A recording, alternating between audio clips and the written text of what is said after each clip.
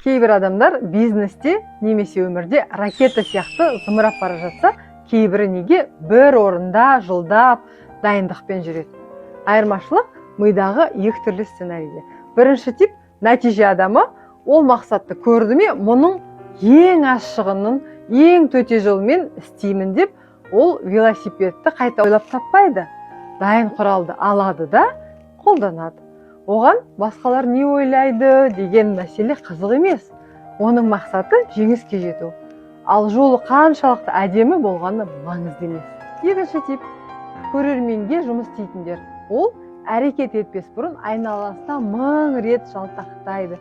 Менің деңгейіме мынау жараса ма? Оңай істей салсам адамдар мені білімі жоқ демей ме? Туған туыс алдында ұят болмай ма?